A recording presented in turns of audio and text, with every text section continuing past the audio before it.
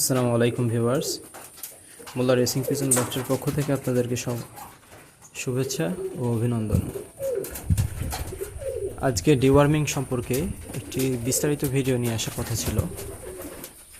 সে আলোকে ডিওয়ার্মিং বা ক্রিমির কোর্স কিভাবে করাবেন, কেন করাবেন, না করলে কি কি ক্ষতি হতে পারে, আমার ক্ষুদ্র জ্ঞান থেকে আমি আপনাদেরকে জানানোর চেষ্টা করব। আমার এই কবুতরগুলো দেখতে পাচ্ছেন বর্তমানে প্যারাস্টক, ডিওয়ার্মিং এবং ভ্যাকসিনগুলো কমপ্লিট করাইছি। সবগুলো আল্লাহর রহমতে সুস্থ আছে। কিছুদিন যাবৎ খুব বৃষ্টি হচ্ছে, বৃষ্টির কারণে এই কবুতরগুলো কিছু কিছু কবুতর একটু ঠান্ডার সমস্যা দেখা দিচ্ছে। সমস্যা নাই, একটু রোদ উঠলেই ঠিক হয়ে যাবে। এটার জন্য অনেকের কবুতরে দেখা যাচ্ছে বর্তমান সময়ে ঝিম ধরে থাকতেছে, হালকা চুনা পায়খানার মতো করতেছে বা হালকা সবুজ ধরনের পায়খানা ড্রপিং আসতেছে।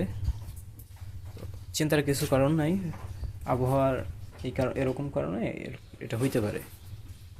তবে সাথে সাথে আপনারা করতে পারেন, একটা কাজ করতে পারেন, তুলসী এবং কালো জিরা দুইটা পানির মধ্যে সিদ্ধ করে সাথে একটু আদা দিয়ে এদেরকে দিতে পারেন। আপনাদের তাহলে কবুতরগুলা ঝরঝরা থাকবে, ঝিম ধরা সমস্যাটা থাকবে না। আর মূলত যে বিষয়টা নিয়ে আপনাদের সাথে আলোচনা করার কথা, ক্রিমির কোর্স। আমার এই একটা কবুতর দেখাই। গত কিছুদিন আগে এই কবুতরটা কিনছিলাম এক ভাইয়ের কাছ থেকে। এখনও ফুলদম সুস্থ হয় নাই। নিয়ে আসার পরে দেখলাম একদম ওজন কম, একেবারে শুকনা ছিল, একদম শুকনা ছিল। আর কবুতর, একটা কবুতরের যখন ক্রিমের সমস্যা হয় তখন কবুতরটার গা দিয়ে, শরীর দিয়ে একটা পচা একটা গন্ধ বের হয়, একটা তিতো তিতো টাইপের একটা গন্ধ বের হয়। ওজনটা কমে যায়, খাবারের রুচি থাকে না, খাবার খাইলে বমি করে অনেক সময়। ম্যাক্সিমাম টাইমে অতিরিক্ত যখন ক্রিমে হয়ে যায় ভিতরে, তখন খাবার খাইলে খাবারের বমি করে ফেলে, হজম করতে পারে না। সেই সময় আমার জানা ছিল অবশ্যই, পূর্বে এরকম সমস্যা সার্ভে করছি। তো ওই আলোকে প্রথমত আমি দিলাম হচ্ছে নিম পাতা।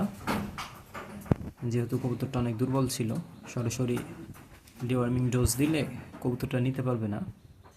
এই কারণে প্রথমে আমি দিলাম নিম পাতা, কালো জিরা, হলুদ, তিনটা একসাথে মিক্স করে বেটে নিয়ে বড়ি বানাইছিলাম। বড়ি বানানো আছে আমার কিছু, বড়ির সাথে দিয়ে দিছিলাম, বড়ি খাওয়াই দিয়েছিলাম কয়েকটা, ডাবল ডাবল করে সকাল রাত্রে দিছি। তারপরে যখন দেখলাম যে হ্যাঁ কিছু কিছু ক্রিমি এটা বের হয়ে যাওয়া শুরু করছে, ওর ড্রপিংয়ের সাথে বের হয়ে যাচ্ছে, আবার দেখা যাচ্ছে যে, তো কিছুদিন এই বড়িটা খাওয়ানোর পরে যখন দেখলাম যে কবুতরটা হ্যাঁ কিছুটা উন্নতি হয়েছে, তখন আমি যে ওষুধটা ব্যবহার করি, ওষুধটা আপনাদেরকে একটু দেখাই। এই যে এইটা ব্যবহার করি আমি সবসময়, এসিমিক 1% oral solution for vet, ACI কোম্পানির একটা ওষুধ।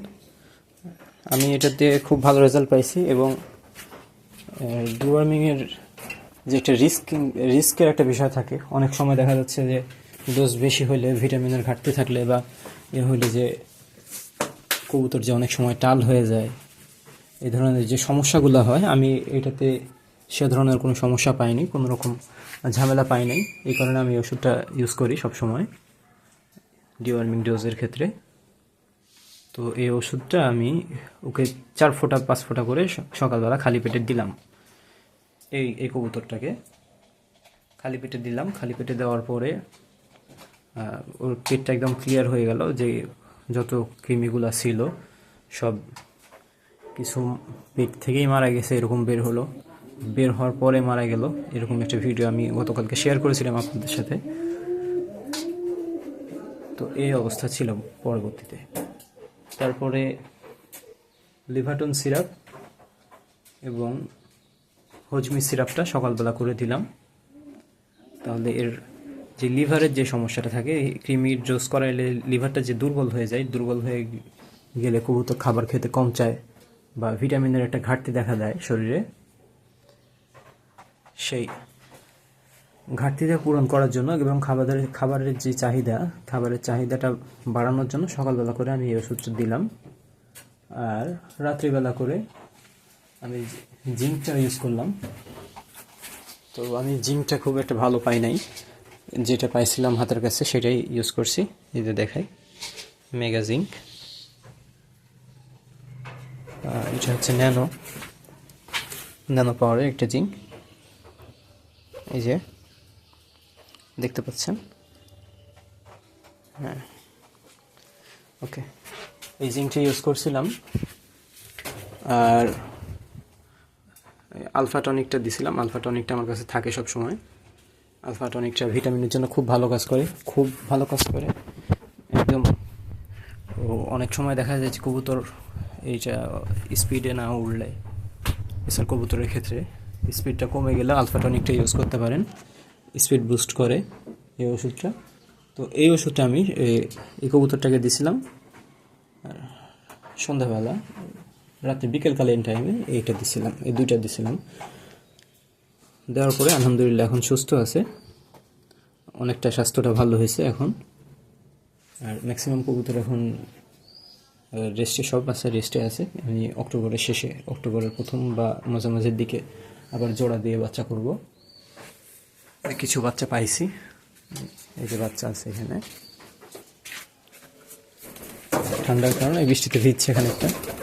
এই যে বাচ্চাগুলো দেখায়, অনেক হেলদি বাচ্চা, অনেক হেলদি। একটু ঠান্ডার ভাব আছে, আশা করা যায় ঠিক হয়ে যাবে। একটু রোদ পড়লে সব কিছু ঠিক হয়ে যাবে।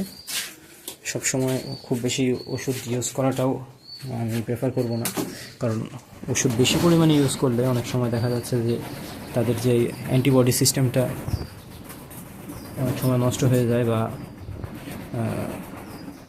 অ্যান্টিবডিটা দুর্বল হয়ে যায়।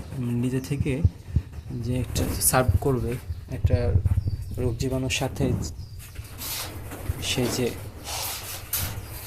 ফাইট করবে সেরকম সক্ষমতাটা তার কমে যায়। এই কারণে অনেক সময় তাদেরকে আমি ওষুধ ইউজটা কম করি, যাতে তাদের ইমিউনিটি সিস্টেমটা স্ট্রং থাকে।